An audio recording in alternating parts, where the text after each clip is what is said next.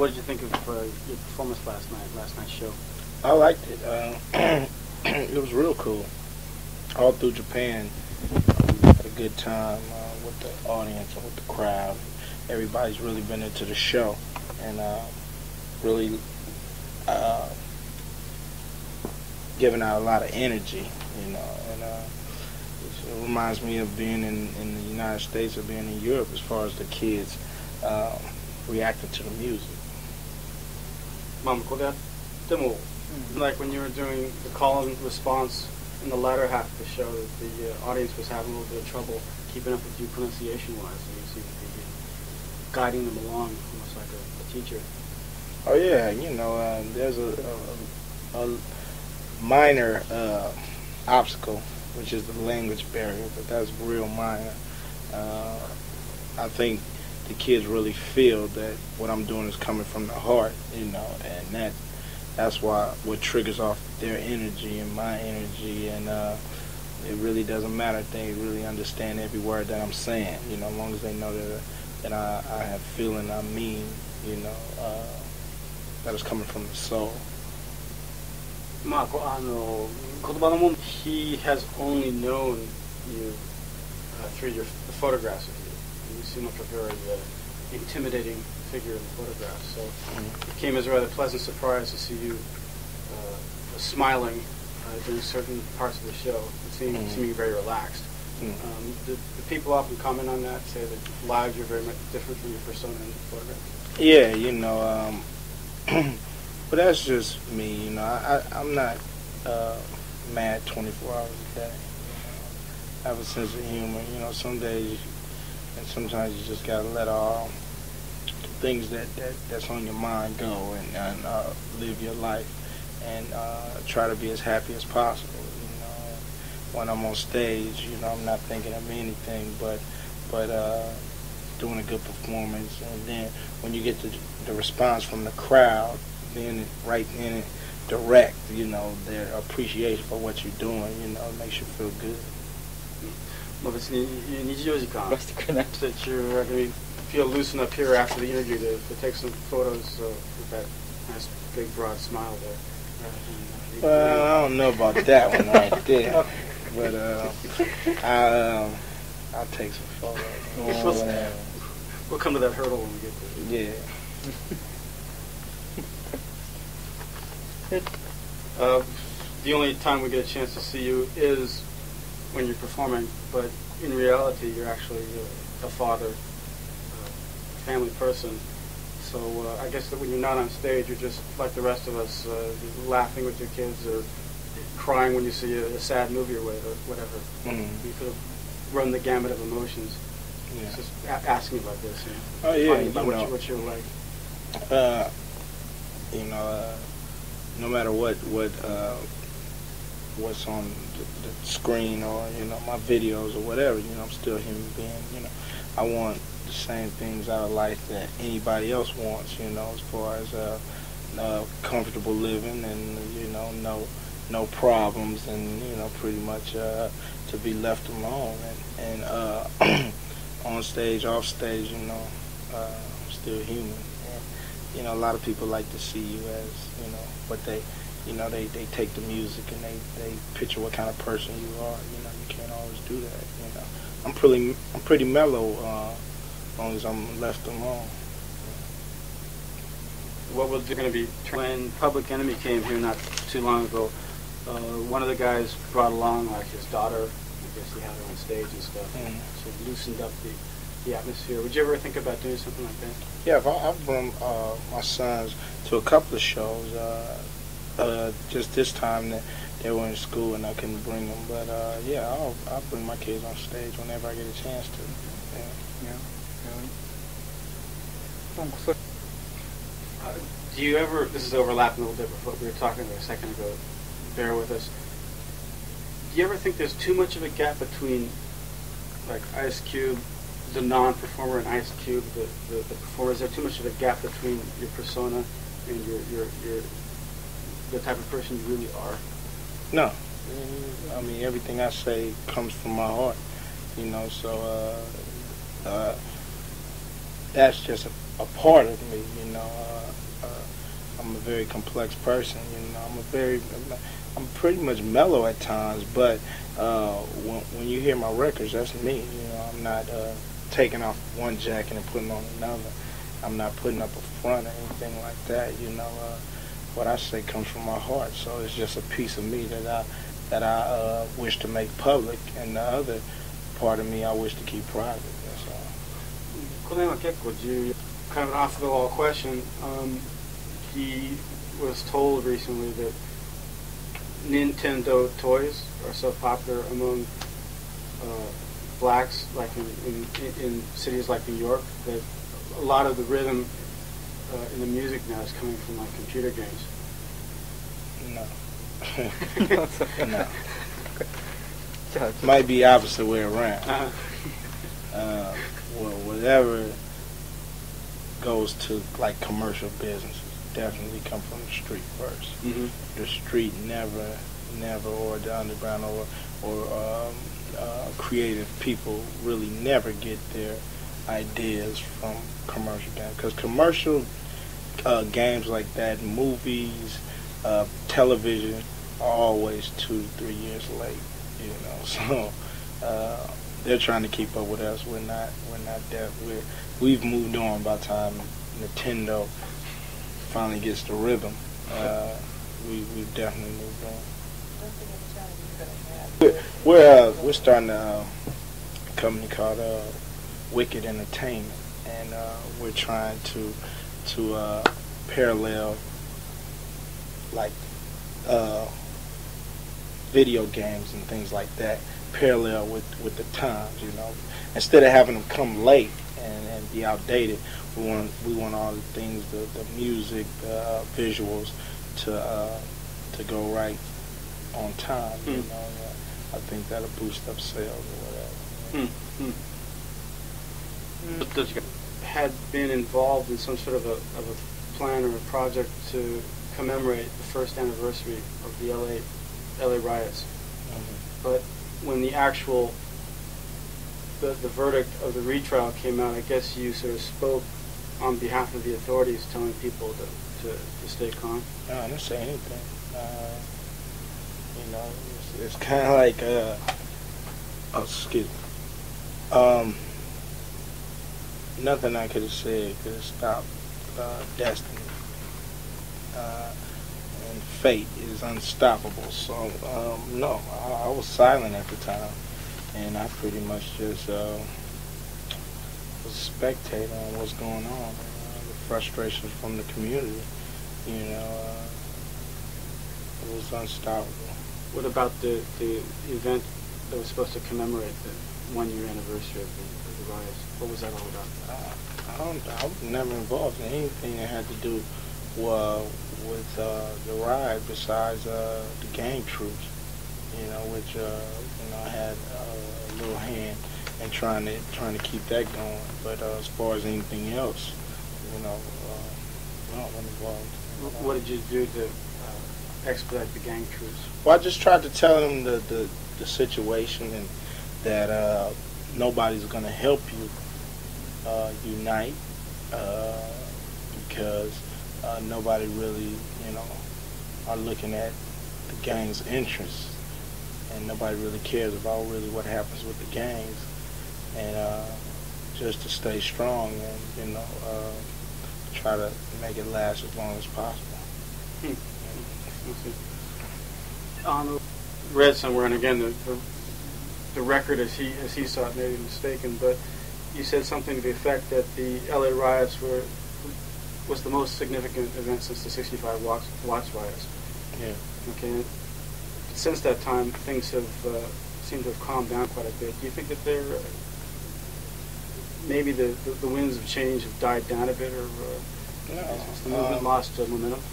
Not at all. It never loses momentum, because there's always racism and oppression fueling the fire. You know, it just takes time to come from a spark into a burning blaze. You know, we've made a statement that we're not going to tolerate injustice.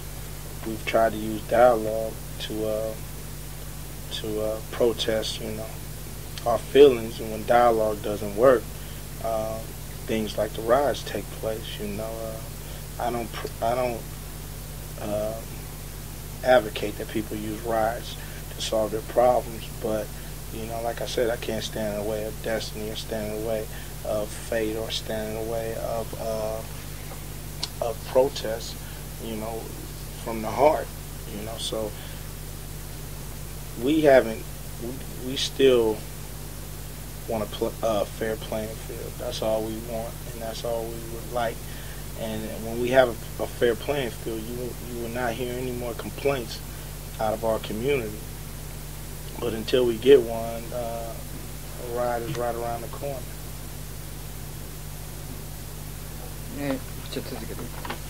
In the most recent album, there seems to be certain involvement with the Nation of Islam. Are you officially affiliated with them? No, I'm not officially a member of the Nation of Islam. Although I do believe in Mr. Louis Farrakhan, his leadership and his guidance. I work with several people in the community, as far as Danny Bakewell, the Brotherhood Crusade, and I believe that we're all trying to reach the same goals.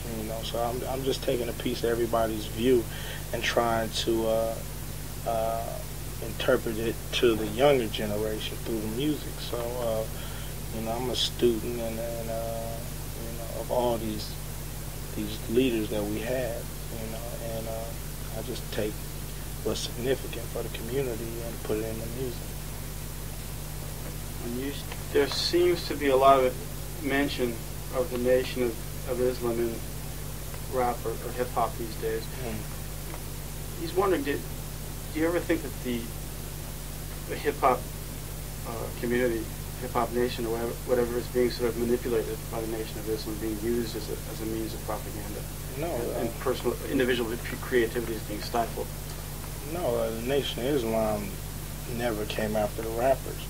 The rappers seek the Nation for their views. The Nation has a program tailor-made for the black man and woman in America to overcome the obstacles that we go through, and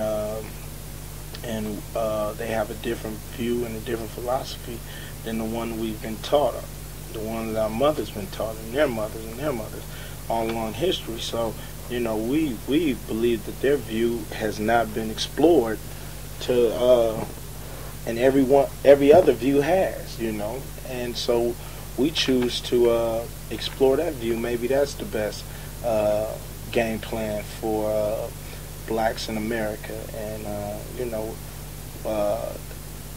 they've never asked me to be a spokesman for them, or asked me to do anything that I didn't do out of the love of the teachings that they do teach, and the love of righteousness. Have you thought of becoming a member? Yeah, I've thought of that, but I feel that as long as you're a righteous person and you do unto others as you want them to do unto you, religion is just a title. I don't know if you're familiar with this or not, but he says that Run DMC have publicly declared themselves to be Christian, I guess in the music or something, and there was something about how Farrakhan doesn't have a monopoly on rhymes, or that there was a line to that effect in one of their songs. What do you think of this sort of declaration of their Christianity? That's Christian's a good religion once it's used in the right way. All of the religions are on paper they're very good. It's just people who corrupt them. From the paper and from the belief. That's their belief. Run DMC, they're my brothers, and whatever vision they have, if it's going to help the community, it's mine too. So it's not really about religious differences. Is very small in the pie of problems that we have. So once we get over that, then we'll definitely be striving to make a better America, period. You explain yourself very articulately, and again, sort of beating this dead horse here, that sort of comes as a surprise to those of us who've only known you through your stage persona, your showbiz persona. Have you always been this way, or have you mellowed out in the last few years? Well, I've mellowed out. When I first started making music, I was 16, and I just had a different view of the world. Now I'm 24. Father, a husband. I've grown as a person, so I'm able to grow as an artist. I'm able to study the problem and not just fall victim of the problem. And I'm able to look at what could be the best solution for the problem, and hopefully portray it on wax. The way I'm doing this interview, I can't necessarily do a record the same way I do an interview, because the American system, it kind of addicts us on sex and violence, and we're addicted to that as much as somebody's addicted to crack cocaine or addicted to tranquilizer or whatever they are addicted to, sex and violence. So to cure an addict, you really have to give them a piece of what they're addicted of, and then give them the cure. And through my music, there is the sex and violence, which gets the kids in there, and then you feed them education and information through that to get them about the situation. So it's kind of real tedious on how you do that. And if I did a record like I'm speaking now, I would lose a lot of kids. Kind of like trying to feed a baby steak. And you can't do that. どうです？本当に批判し this act called, like, was it the Disposable Heroes of Hypocrisy? You said that they had said something rather critical of performers such as yourself, that they were talking about you peddling cliched images of African Americans, or exporting them, I'm sorry. Exporting them abroad. Exporting those sort of stereotypes. Oh, well, they don't know me or know the music. I've never heard of them, but their opinion. I mean, I could take criticism as well. I could take praise. So that's not my focus. That's not my goal. Maybe they should listen a little closer, to the music. And some people get wrapped up in their own view of a certain thing, and it's hard to get them out of that. But if that's their opinion, I respect their opinion. But it's just. Let me get that straight. If it was you, so the Ice Cube のことをおっしゃいました。それとも別の public enemy, I guess, that were singling out for criticism. Yeah. Okay. This yeah. One person. One person. Yeah.